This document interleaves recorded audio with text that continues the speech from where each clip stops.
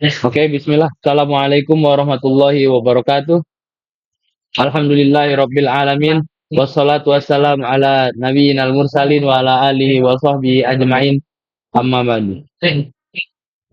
Nama ana Usama Isyam. Ana dari kelas 11 TKJ Aiden Pamijahan. Jadi di sini ana akan menjalankan seleksi sesi kedua untuk lomba OJM. Oke, di sini ana akan menjelaskan tentang routing. Langsung saja. Jadi routing adalah pengertiannya dulu. Routing adalah proses pemilihan jalur untuk pengiriman paket dari satu jaringan ke jaringan lainnya melalui internet network. Routing bisa merujuk ke metode menggabungkan beberapa jaringan sehingga paket data dapat dikirimkan dari satu jaringan ke jaringan berikutnya. Untuk melakukan ini, kita akan menggunakan perangkat yang namanya router. Jadi router akan menerima paket yang ditujukan untuk jaringan luar jaringan pertama dan akan meneruskan paket yang diterima ke router lain hingga mencapai tujuannya. Jadi routing ada dua macam, yaitu static routing dan dynamic routing. Static routing adalah cara menghubungkan antar network atau jaringan yang berbeda dengan kita sebagai administrator yang menentukan ingin terhubung kemana dan melalui gateway mana. Jadi kita akan membuat routing ini secara manual. Yang kedua adalah dynamic routing, adalah cara menghubungkan antar network atau jaringan yang berbeda dengan administrator hanya mengenable fungsi dynamic routing. Jadi router nanti akan secara otomatis mencari network dan gateway mana yang akan dilaluinya atau dilewatinya untuk mengirimkan paket secara otomatis. Langsung saja kita masuk ke pengertian routing table. Jadi routing table ini adalah suatu table yang berisikan tentang informasi tentang routing. Kita bisa mengeceknya melalui GUI, yaitu di menu IP, lalu kita ketik root dan di sinilah root list. Kita bisa mengecek tentang network atau bisa mengecek tabel routing. Nah, pada tabel routing atau routing table itu akan ada banyak jenis flag. Kita masuk ke penjelasan routing flag. Jadi ada banyak jenis flag, yaitu yang bergambar berlogokan huruf, dan setiap huruf itu memiliki artinya tersendiri. Seperti kita bisa lihat di sini, S yaitu static, D itu dynamic, A itu aktif, C itu connect.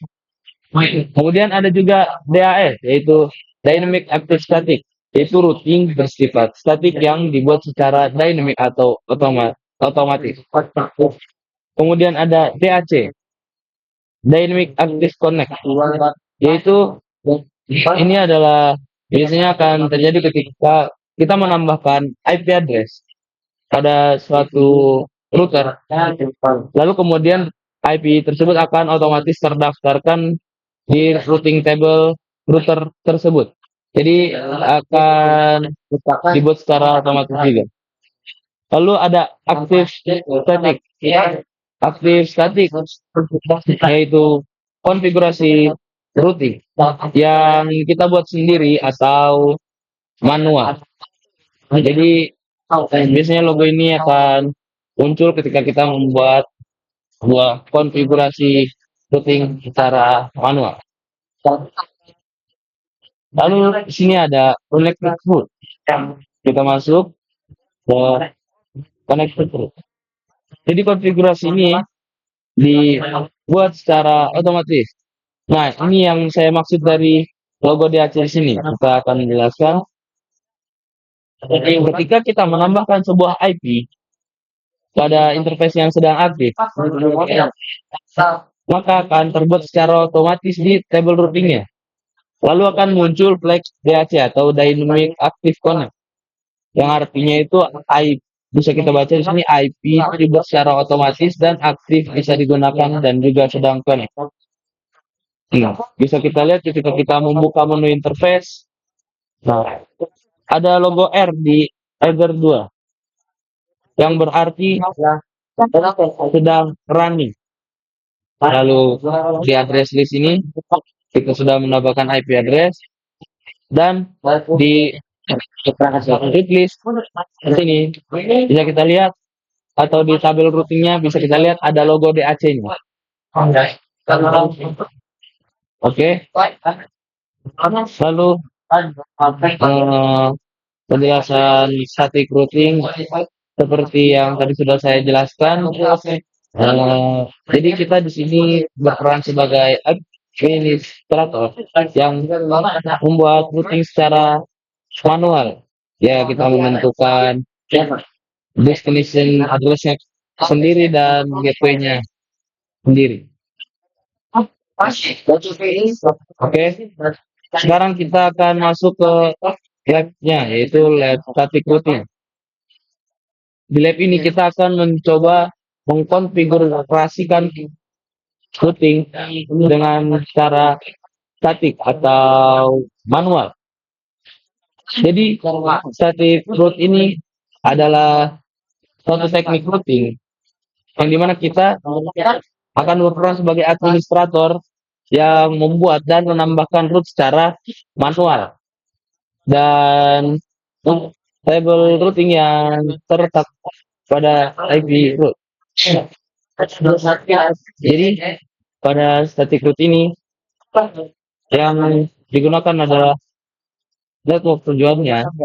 Jika pada static route ini kita akan menentukan tujuan ke network yang mana atau destination address-nya yang mana, kita akan menentukan sendiri dan melalui jalur yang mana atau menggunakan gateway mana. Di sini kita mencoba dulu dari yang paling dasar, yaitu static route menggunakan dua router. Dan pada lab ini saya akan menggunakan konfigurasinya menggunakan inbox dan tel UI dan juga CLI. Jadi sekedar informasi bahwa static routing ini bisa digunakan di suatu jaringan yang masih kecil dan juga dia akan menjadi lebih aman. Berbeda ketika kita akan menggunakannya di sebuah jaringan yang sudah sangat besar. Jadi itu akan sangat merepotkan sang administrator untuk menggunakan static route. Oleh karena itu, kita menggunakan dynamic route ketika di suatu internet yang besar. Oke, tanpa basa-basi langsung saja saya akan menjelaskan maksud dari lab ini. Oke, saya akan menjelaskan topologi di sini.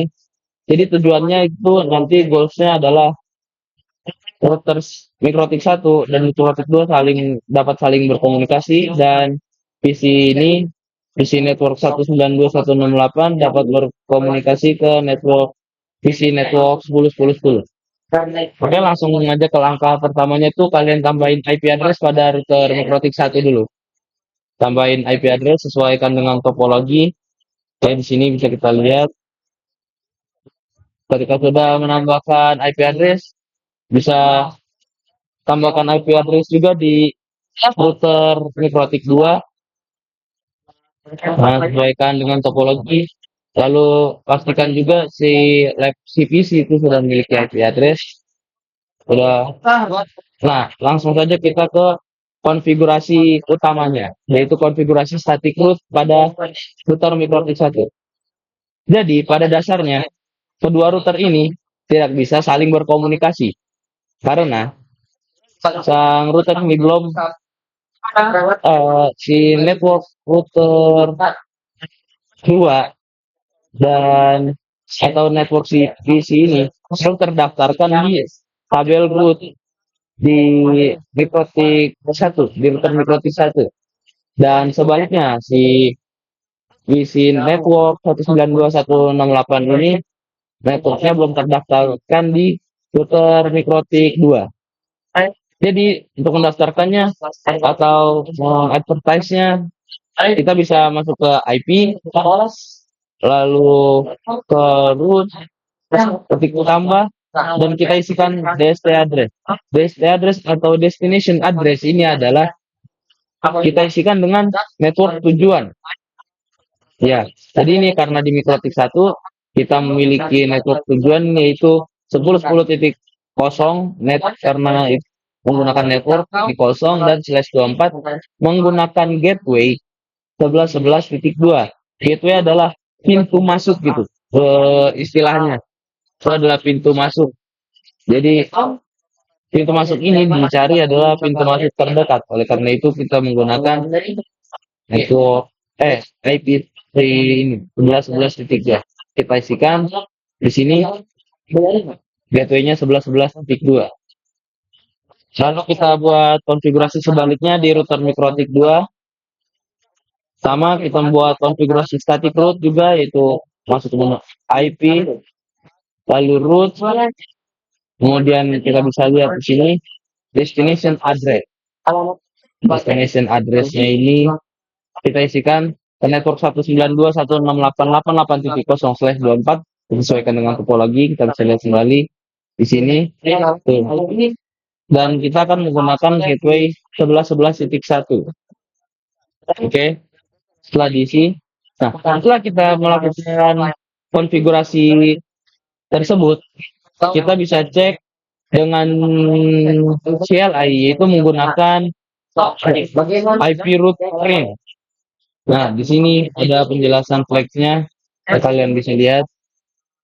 Ya, di sini ada kita bisa lihat di router mikrotik 1 network 10.10.0 atau network si PC yang berada di router 2 ini sudah terdaftarkan di tabel routingnya router 1 gitu. Kita bisa lihat di sini terdaftarkan di sini sudah terdaftarkan AS, yaitu aktif statik. Seperti yang sudah saya jelaskan, aktif statik adalah ketika kita buat konfigurasi root secara manual, namanya juga statik itu. Dan di sini sudah tertera itu menggunakan gateway 11.11.3 dan distance-nya itu 1.